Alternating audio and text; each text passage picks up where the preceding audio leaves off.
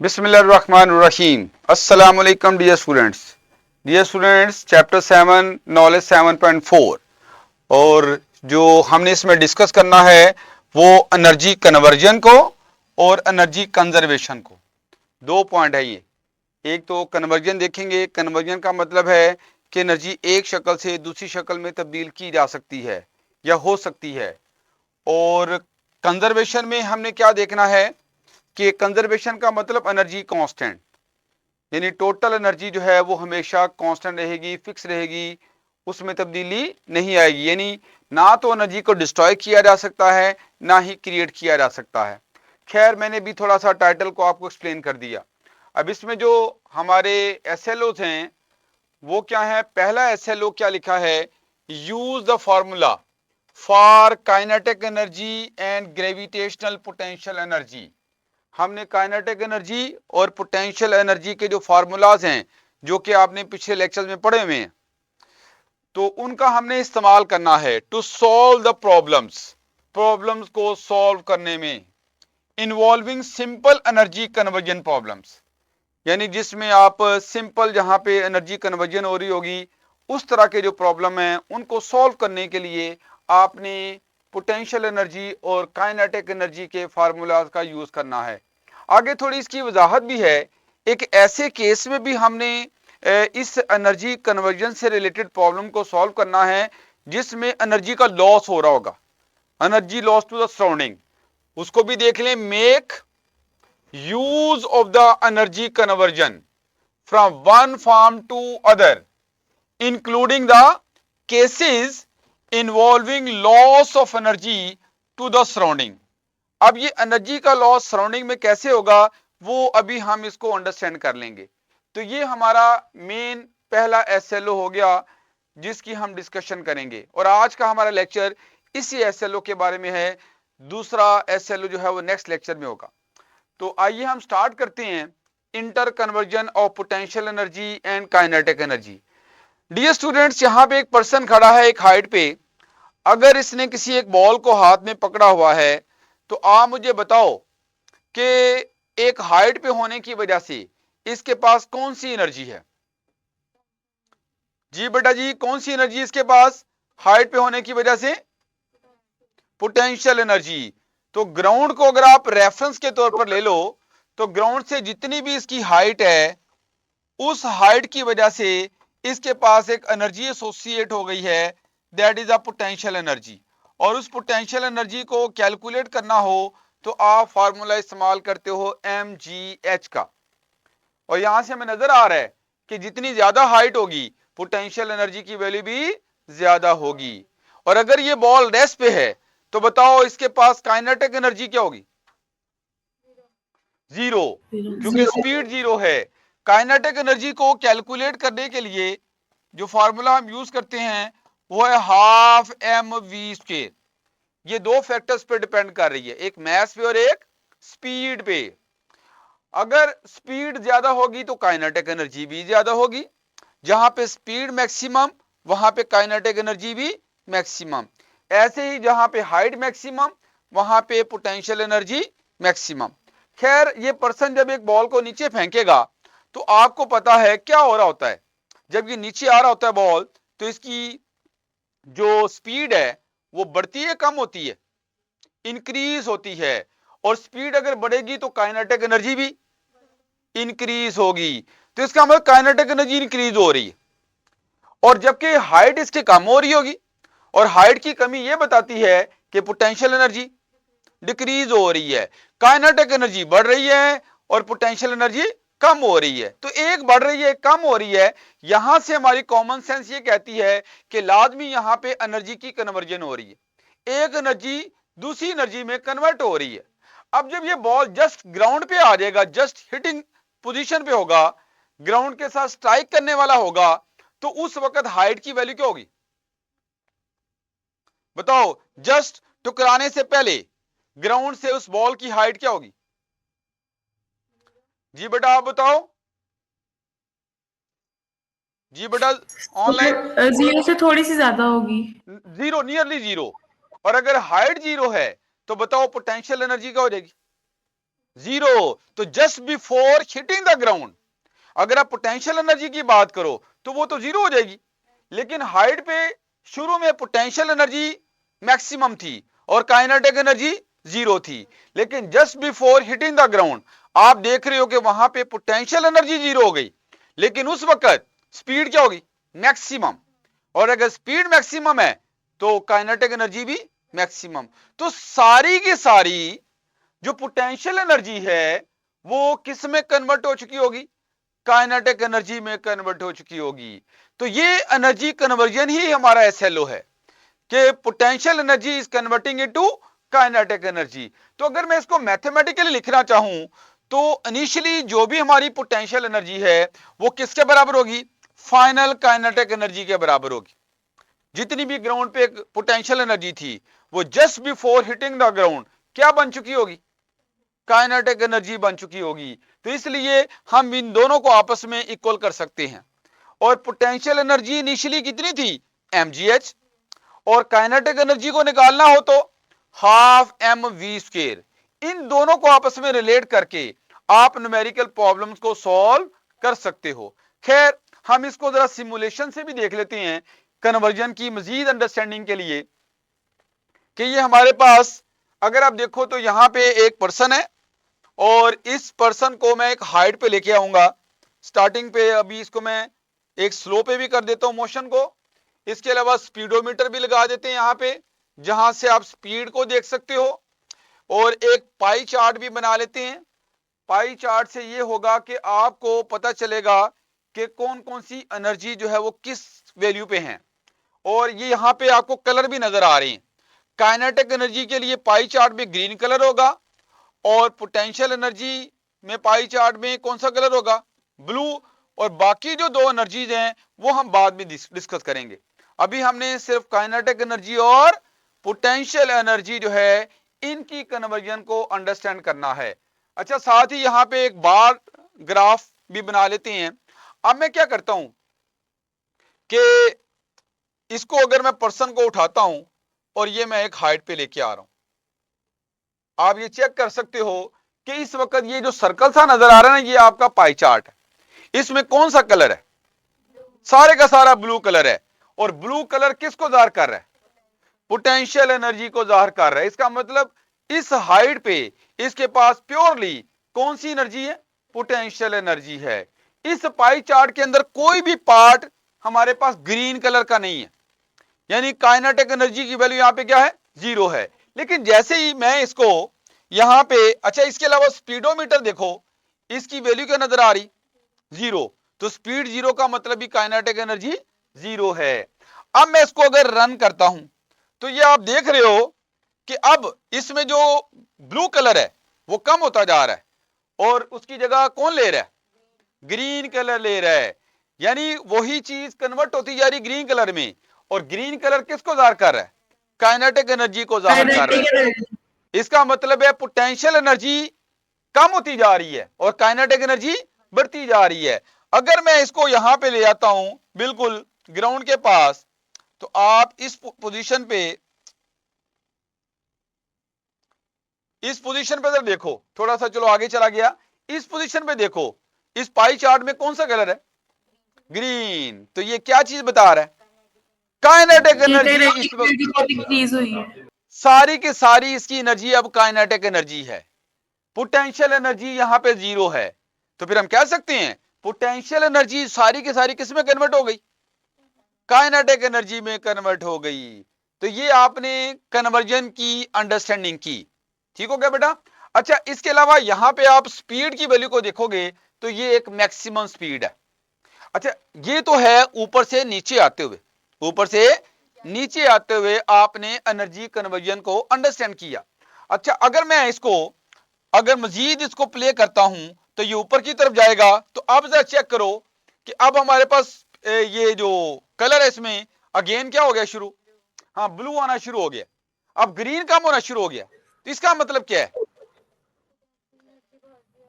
Potential energy बढ़ रही है और काइनेटिक एनर्जी कम हो रही है। तो फिर कौन सी एनर्जी किस में कन्वर्ट हो रही है, हाँ जी, kinetic energy is Kinetic converting into potential energy. अच्छा, अगर मैं मैथमेटिकली रिलेशन लिखना चाहूं नीचे से ऊपर जाते हुए, ग्राउंड से हाईएस्ट पॉइंट तक जाते हुए, तो क्या लिखूंगा? जैसे आपने, अगर आप जरा वो स्लाइड पे आइएगा, इसको यहीं पे रहने दें, यहां पे देखिए, जब एक हाइट से एक ग्राउंड तक आने में बात की थी तो इनिशियल पोटेंशियल एनर्जी किसके बराबर थी? फाइनल काइनेटिक एनर्जी के बराबर थी। लेकिन अगर ग्राउंड से मैक्सिमम हाइट तक की बात करें तो फिर क्या होगा? क्या लिखेंगे? इसी तरह का रिलेशन लिखना चाहो तो क्या लिखोगे, जरा बताओ। Initial kinetic energy, initial from ground to kinetic height, energy is equal to final potential energy. बिल्कुल, फ्रॉम ग्राउंड टू हाइट, यानी ग्राउंड से हाइट की तरफ। अगर आप ग्राउंड से हाइट की तरफ जाने की बात करते हो तो फिर हमारे पास जो काइनेटिक एनर्जी इनिशियल जो होगी वो किसके बराबर होगी? फाइनल पोटेंशियल एनर्जी के बराबर होगी।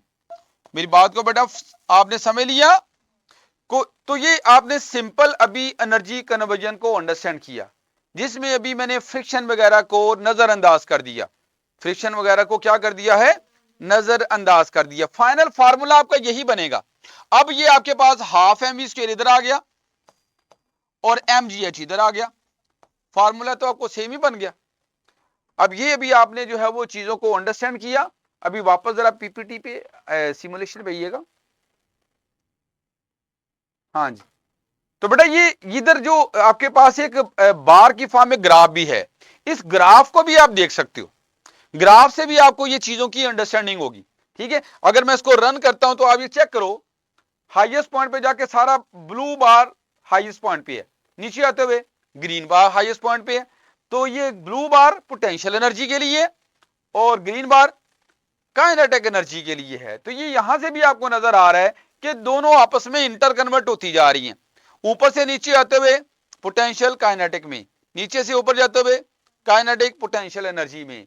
तो अभी आपने ये पॉइंट जो है वो अंडरस्टैंड कर लिए। इसको जरा अब हम देखते हैं, स्लाइड पे आके न्यूमेरिकल प्रॉब्लम देख लें, उसके बाद हम बाकी बातें करेंगे। अच्छा, ये जो मैंने अभी आपको समझाया, ये तो मैंने एक एनर्जी स्केट पार्क जो एक सिमुलेशन बनाई हुई है उसमें इस चीज की अंडरस्टैंडिंग की। इवन आपने पेंडुलम को पढ़ा हुआ है, सिंपल पेंडुलम का नाम सुना होगा आप लोगों ने।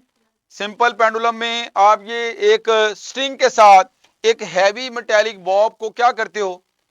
सस्पेंड कर देते हो, और इनिशियली जिस पोजीशन पे ये रुका होगा इसको इसकी मीन पोजीशन कहा जाता है। उस वक्त इसकी पोटेंशियल एनर्जी को क्या लोगे बेटा, बताओ जरा। ग्राउंड से हाइट तकरीबन 0, तो पोटेंशियल एनर्जी इसकी 0। लेकिन वहां पे अब अगर मैं इसको डिस्प्लेस करके छोड़ूंगा तो ये ऑसिलेट करेगा। ऑसिलेट करने का मतलब ये इसका मेन रेफरेंस लेवल हो गया। तो जब ये एक्सट्रीम पोजीशन पे जाएगा तो उस वक्त रेफरेंस लेवल से इसकी हाइट क्या होगी? मैक्सिमम। और अगर हाइट मैक्सिमम है तो बताओ क्या चीज मैक्सिमम होगी? कौन सी एनर्जी मैक्सिमम होगी? पोटेंशियल एनर्जी मैक्सिमम होगी। तो पोटेंशियल एनर्जी यहां पे मैक्सिमम लिखी भी हुई है। और इस एक्सट्रीम पोजीशन पे ये जो मैस है एक लम्हे के लिए क्या करेगा? रुकेगा। रुकेगा तो स्पीड क्या हो जाएगी? तो काइनेटिक एनर्जी 0। तो हाईएस्ट पॉइंट पे potential energy maximum, kinetic energy 0। लेकिन जब ये वापस आएगा तो उस वक्त पोटेंशियल एनर्जी कन्वर्ट होती जाएगी किसमें? काइनेटिक एनर्जी में। और मीन पोजीशन पे आके बताओ पोटेंशियल एनर्जी तो हो जाएगी 0, और उस वक्त कौन सी एनर्जी मैक्सिमम है? काइनेटिक एनर्जी मैक्सिमम है। तो ये सिंपल पेंडुलम के अंदर भी जब बॉब ऑसिलेट कर रहा होता है तो इसका मतलब उसकी हाइट में चेंज आ रही है और स्पीड भी चेंज हो रही है। तो ये चीज भी बता रही है कि वहां भी एनर्जी कन्वर्जन हो रही है। पोटेंशियल एनर्जी काइनेटिक एनर्जी में, काइनेटिक एनर्जी पोटेंशियल एनर्जी में कन्वर्ट हो रही है। तो बहुत सारे ऐसे फिनोमेना हैं जिसमें आप इस एनर्जी कन्वर्जन को इजीली अंडरस्टैंड कर सकते हो। इसको भी आप एक सिमुलेशन से देख भी सकते हो।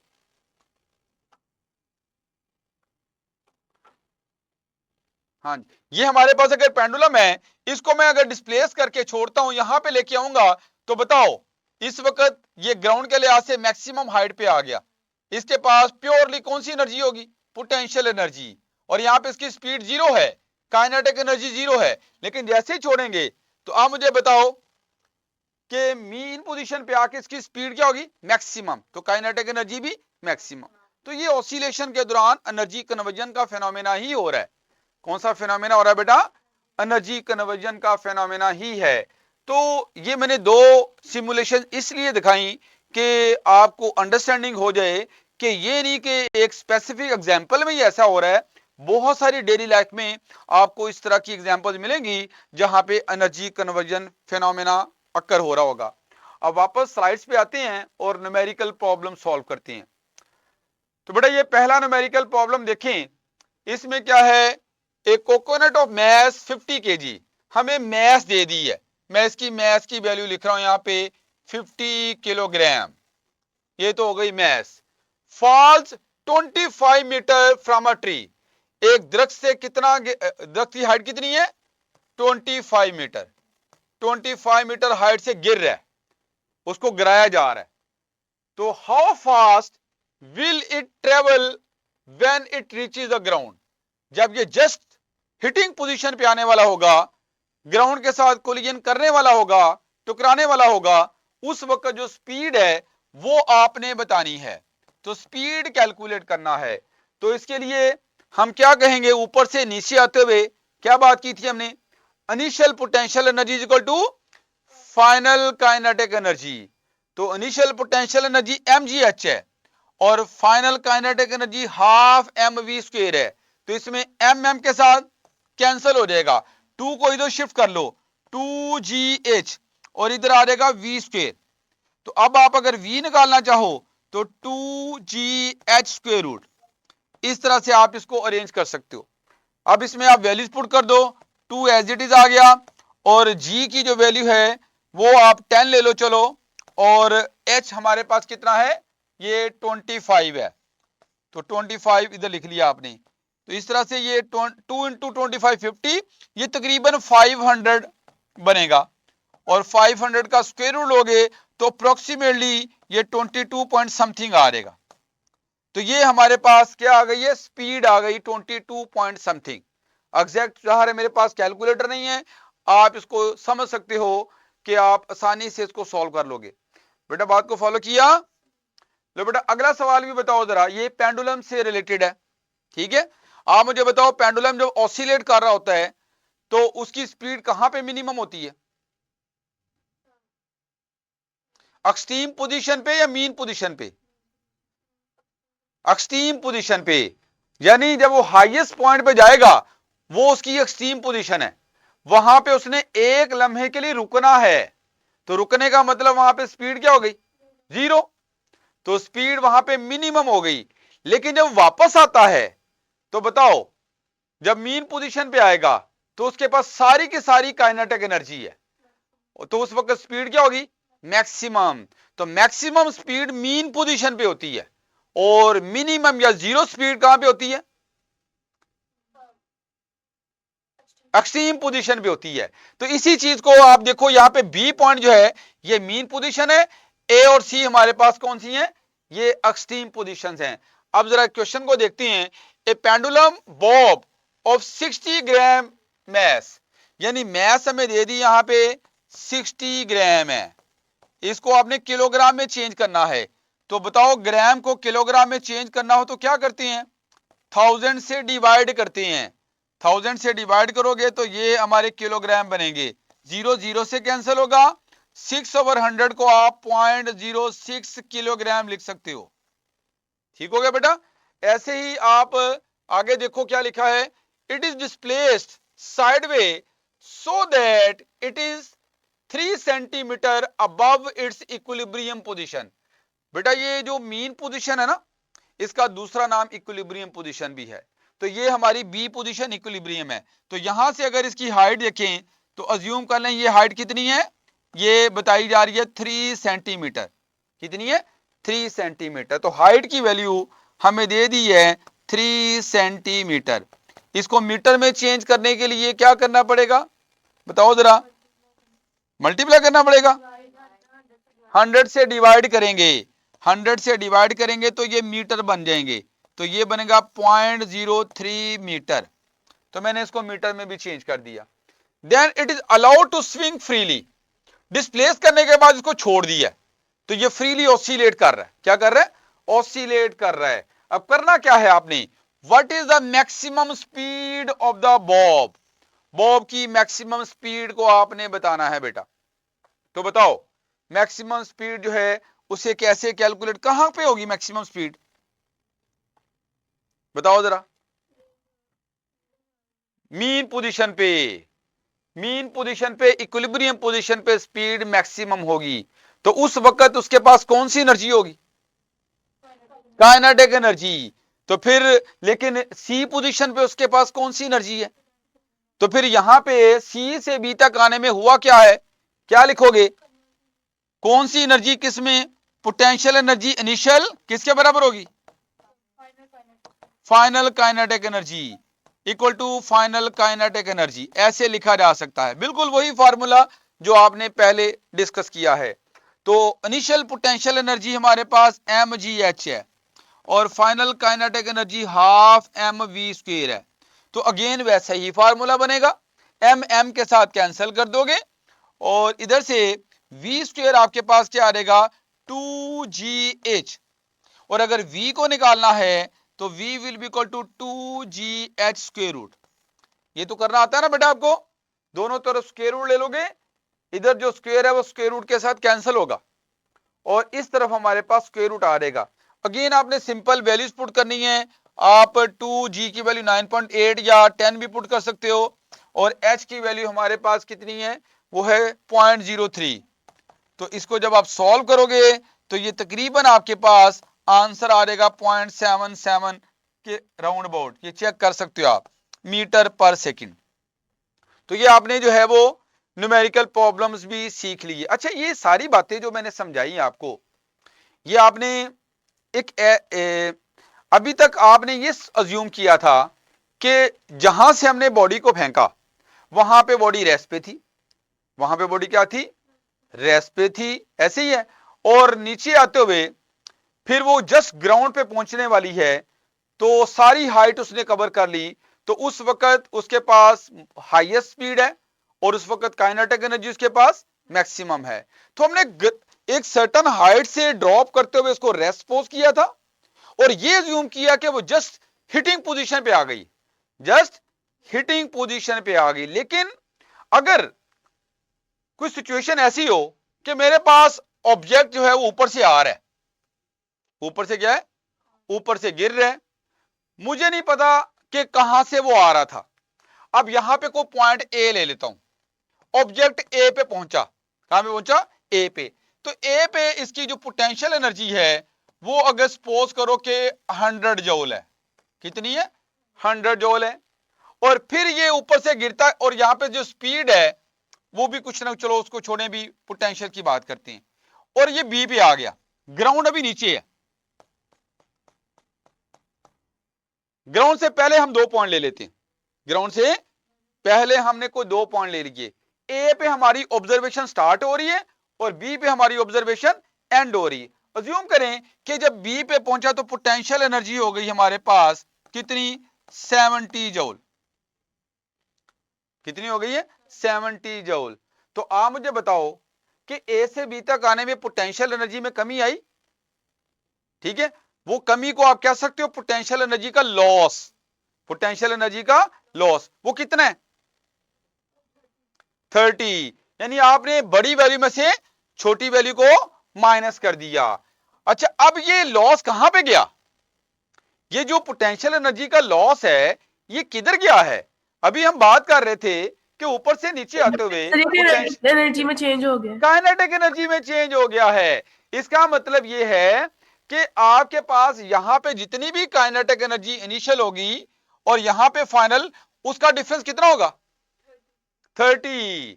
यानी जितना पोटेंशियल एनर्जी का लॉस है उतना ही काइनेटिक एनर्जी का गेन होता है।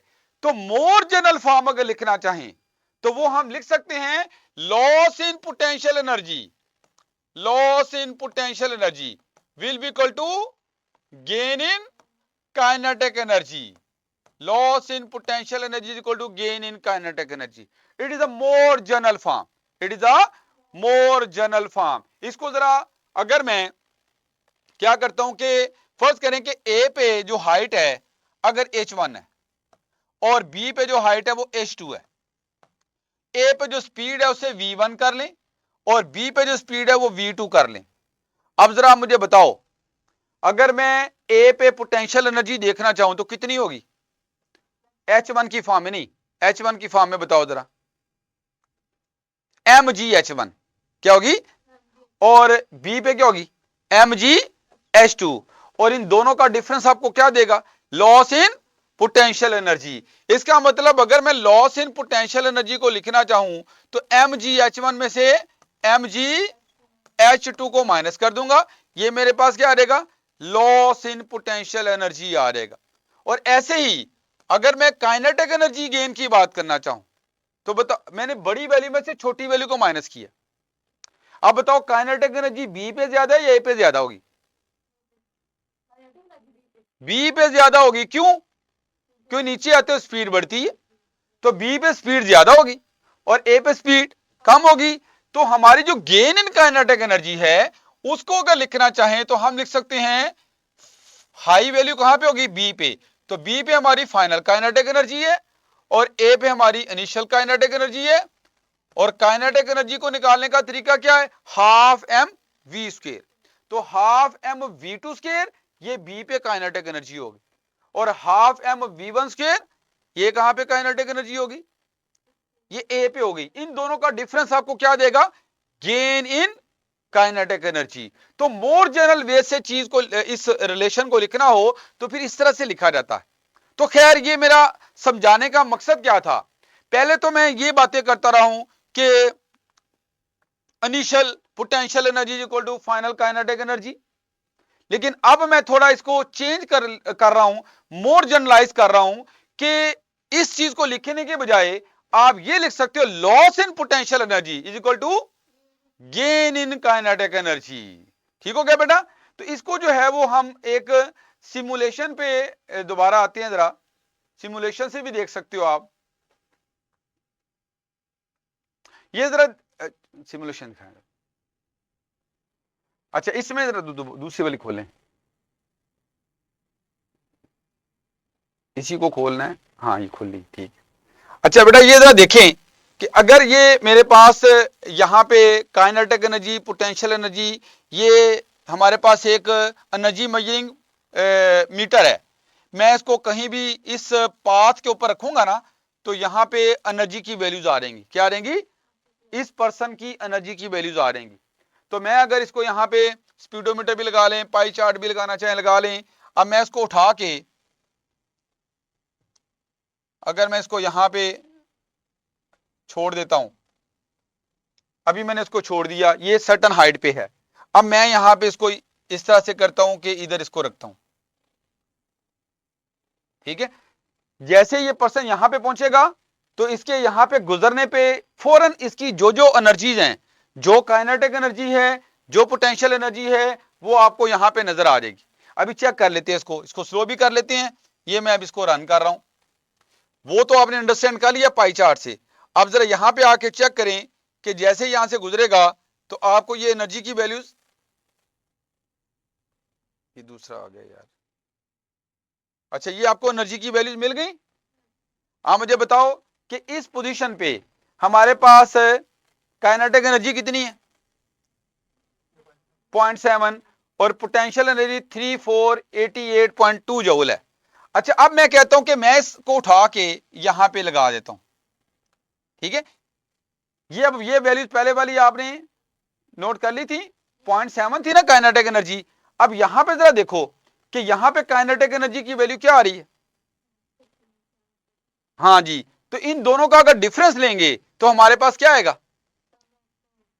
1578 में 0.2 में से 0.7 को माइनस करो तो ये आपके पास गेन इन काइनेटिक एनर्जी आ रहेगी। और दूसरा आप मुझे बताओ यहां पे पोटेंशियल एनर्जी कितनी थी? तकरीबन 3488 थी, 3488 थी। और इस पॉइंट पे पोटेंशियल एनर्जी कितनी आ रही? तो बताओ इन दोनों का डिफरेंस लेंगे तो वो क्या आएगा आपके पास?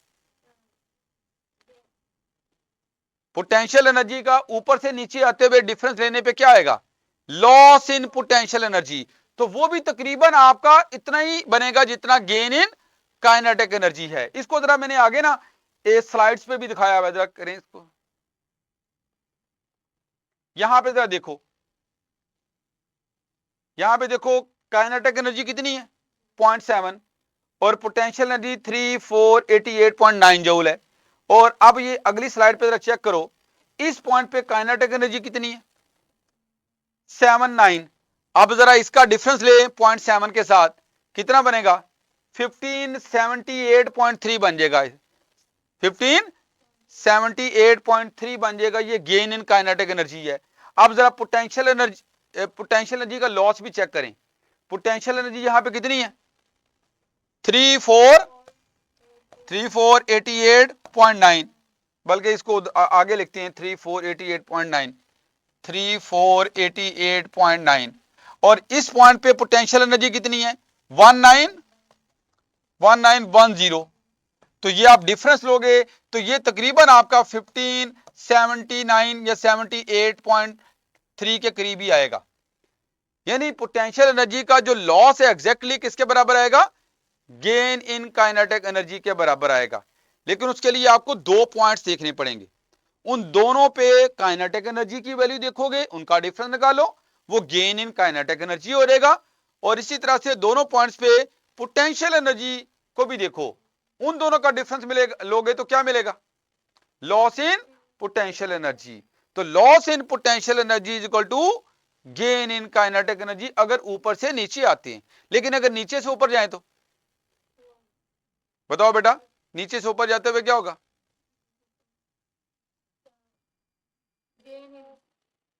क्या आएगा? हाँ जी, आपके पास से loss in kinetic energy will be equal to gain in potential energy होगा। तो ये आपने जो है वो सिमुलेशन से पॉइंट्स को अंडरस्टैंड कर लिया। अब जो अगला पॉइंट है हमारा वो है loss of energy to the surrounding. तो सराउंडिंग में एनर्जी के लॉस के हवाले से पॉइंट को अंडरस्टैंड करना है। बेटा अगर आप कोई प्रैक्टिकली देखो तो प्रैक्टिकली क्या है, यहां पे जब आप एक बिल्डिंग पे खड़े होके एक बॉल को ऊपर से नीचे गिराते हो तो क्या उस वक्त यहां पे हवा नहीं है? हवा तो मौजूद है। और अगर हवा मौजूद है तो डेफिनेटली इस हवा की एक एयर रेजिस्टेंस जिसे आप कहते हो, उसे फ्रिक्शन कहते हो। तो फ्रिक्शन मौजूद है, फ्रिक्शन प्रेजेंट है। तो बताओ अगर अब कोई ऑब्जेक्ट एयर में नीचे फॉल कर रहा होगा तो अब क्या होगा? अब यहां पे जब ऑब्जेक्ट एयर में मूव करेगा तो एयर फ्रिक्शन के अगेंस्ट यहां पे वर्क होगा। और किसी भी फ्रिक्शन के अगेंस्ट जब भी कोई वर्क होता है तो वो वर्क हमेशा हीट के तौर पर अपीयर होता है। किसके तौर पर? हीट की फॉर्म में अपीयर होता है। और हीट, वो जो हीट प्रोड्यूस होगी वहां पे, वो सराउंडिंग में ऐड हो जाएगी।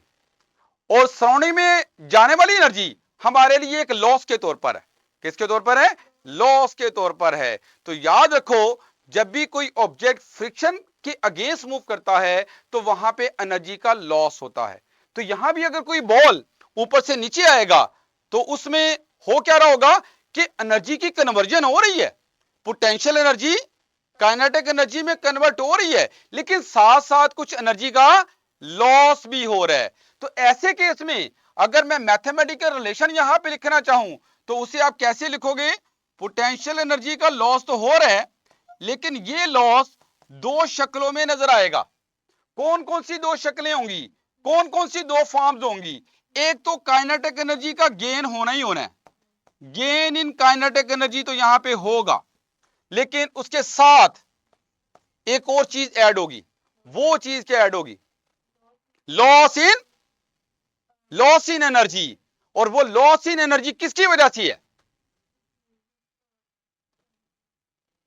फ्रिक्शन की वजह से, एयर फ्रिक्शन की वजह से। तो एयर फ्रिक्शन की वजह से यहां पे लॉस भी आ रहा है। तो लॉस इन एनर्जी। और अगर मैं इस लॉस इन एनर्जी को निकालना चाहूं, लॉस इन एनर्जी को कैलकुलेट करना चाहूं, तो ये लॉस इन एनर्जी किसके बराबर होगा? लॉस इन पोटेंशियल एनर्जी और minus gain in kinetic energy. ठीक हो गया बेटा। अच्छा, ऊपर से अगर नीचे आते हुए हमने बात की थी कि अगर just before hitting the ground situation में आ जाते हैं तो ये लॉस इन पोटेंशियल एनर्जी को मैंने पी पोटेंशियल एनर्जी इनिशियल भी लिखा था, और यहां पे गेन इन काइनेटिक एनर्जी की जगह पे आप लिख सकते हो एक्चुअल काइनेटिक एनर्जी। तो इस तरह से हमारे पास इन दोनों का जो डिफरेंस है वो हमें क्या देगा, लॉस इन एनर्जी देगा। तो खैर ये वाला जो पॉइंट है ये हम इंशाल्लाह इसको नेक्स्ट लेक्चर में डिस्कस करेंगे डिटेल में। तो आज का लेक्चर जो है वो हम यहाँ पे एंड करते हैं। Thank you very much.